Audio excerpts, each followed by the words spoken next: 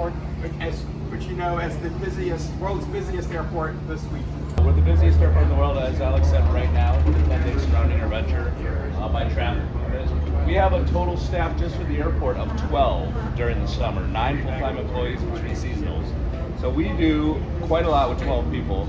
But EAA as an organization has 200 plus full-time employees, and then the event really only happens because they have 6,000 volunteers. 1 week out of the year, we're a busy general aviation airport, but this 1 week out of the year, obviously the AirVenture event, everybody comes back to Oshkosh.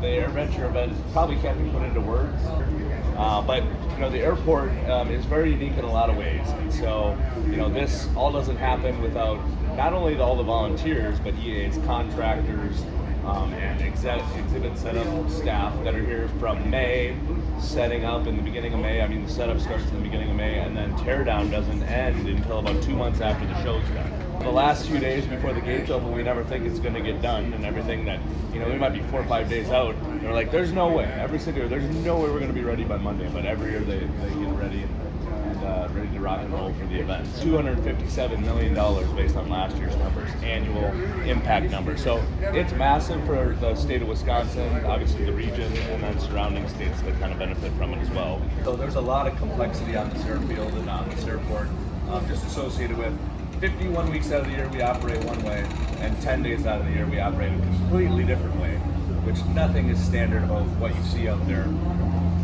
from the airfield perspective. But it's become Oshkosh standard over the years. I think there's something like 150 different exemptions that EAA gets and we get as the airport for hosting this event and all the different things just from an aeronautical perspective.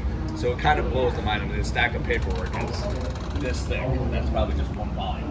And so it is quite the undertaking from so many different people to put on the event. I appreciate Alex having me over here to speak, but if you got any questions, fire them off and I'll give you an answer. I'm not going to, just being great advocates for GA across the board, because it's the lifeblood of our industry. Everything gets lumped into general aviation, so many different things, and just in your own communities, in your own airports, or wherever you might come from, just keep that passion strong and educate people. Thank you so much for coming. Thank you.